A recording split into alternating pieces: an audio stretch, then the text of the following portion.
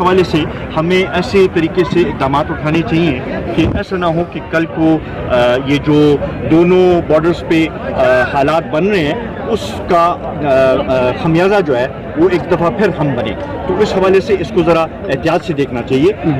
ہم گلگت بلتستان کے لوگوں کی جو آئینی حق ہے اور جو ان کا ڈیمانڈ ہے ہم بالکل اس کے حق میں ہیں، لیکن اس کو طریقے سے کرنے کی ضرورت ہے تاکہ اس سے جو خطے کے حالات ہیں اس کے اوپر اثر نہ پڑے. اس کے لیے ایک افیکٹو فارن پالیسی کی ضرورت ہوگی جو کہ بدقسمتی سے تحریک انصاف کے پاس کم از کم نہیں ہے.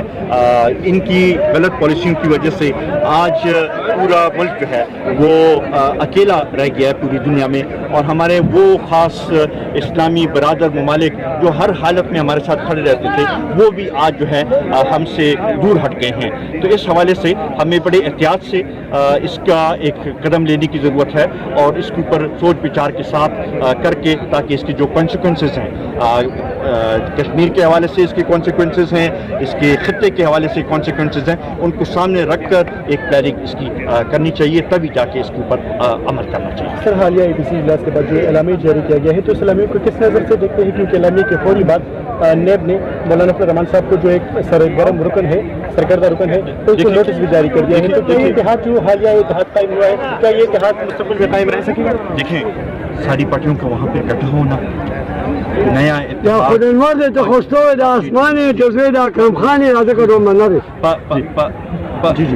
پاکستان ڈیموکریٹک موومنٹ کا بننا، وہاں پہ اکٹھا مشترکہ اعلامیہ تیار کرنا، میرے خیال میں اس نے حکومت کو اتنا لڑکھڑا دیا ہے کہ اب وہ اس قسم کے اوچھے کنڈوں پہ آ گئے ہیں کہ وہ اپوزیشن کے رہنماؤں کو اب نیب نوٹسز دے رہے ہیں. میں سمجھتا ہوں کہ مولانا صاحب کو جو نوٹس دیا گیا ہے اور باقی اپوزیشن رہنماؤں کو بھی جو اب نوٹسز جاری ہو رہے ہیں، میں یہ سمجھتا ہوں کہ یہ بددیانتی کے زمرے میں آتا ہے، یہ ایک لحاظ سے اپوزیشن کو دباؤ میں ڈالنے کے زمرے میں آتا ہے، اور اس حوالے سے جو نیب کا تاثر ہے وہ اچھا نہیں ہے لوگوں میں، اور اس سے یہی نظر آ رہا ہے کہ نیب کو بطور ایک ٹول استعمال کیا جا رہا ہے کہ وہ اپوزیشن کو دبا سکے اور لوگوں کی آواز کو دبا سکے.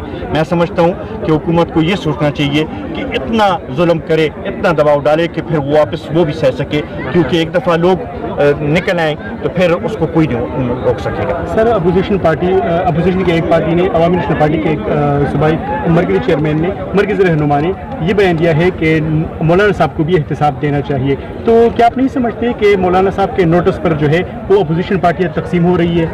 دیکھیں یہ تو آپ ان سے پوچھیں، میں نہیں سمجھتا کہ کس طریقے سے انہیں کس کانٹیکس میں یہ بیان دیا ہے. میں تو یہ سمجھتا ہوں کہ اس وقت اپوزیشن کو ایک دوسرے کے ساتھ مل کے، کیونکہ یہ وقت ایسا ہے کہ اس میں اپوزیشن نے اکٹھے ہو کر اس ملک کو صحیح جمہوری راہ پہ لانا ہے، اور اس کے لیے اکٹھی جدوجہد کی ضرورت ہے. اور اس وقت اپوزیشن کے اتفاق اور اتحاد سے لوگوں کو ایک حوصلہ بھی ملا ہے، ایک امید کی کرن بھی نظر آئی ہے. تو اس کو خراب نہیں کرنا چاہیے اور اس کی طرف توجہ دینا چاہیے. اور میں سمجھتا ہوں کہ پاکستان ڈیموکریٹک موومنٹ اگر اسی طریقے سے جس طریقے سے اس دن اکٹھ ہوئی، اگر یہ سلسلہ اسی طرح جاری رہا تو وہ دن دور نہیں جب پاکستان ایک صحیح جمہوری اور فلاحی ریاست بنے گا. سر آخری سوال کہ BRT موجودہ حکومت کی گلے کا توق تھا، لیکن انہوں نے اس کو نگلنے کی جلد بازی میں کوشش کی، تو ابھی اس کو دوبارہ 25 اکتوبر تک بند کر دیا گیا ہے. تو کیا آپ سمجھتے ہیں کہ اس میں کرپشن ہوئی اور نیب کو اور دوسرے اداروں کو اس کا نوٹس لینا چاہیے؟ دیکھیں یہی تو ہمارا پہلے دن سے اعتراض رہا ہے کہ حکومت کی جس منصوبے پہ بھی اعتراض ہوتا ہے تو اس کی نوٹس نہیں لیا جاتا. اب تو میرے خیال میں بہت واضح بات سامنے آ گئی ہے.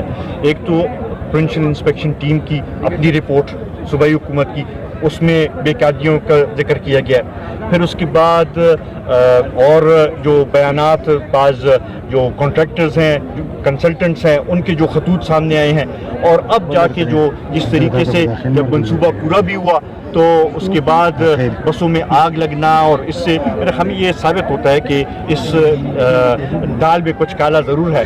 اور اب اگر نیب اس کا نوٹس نہیں لے گی تو میرے خیال میں اس کی ساکھ اور بھی کمزور ہوگی. Thank you sir.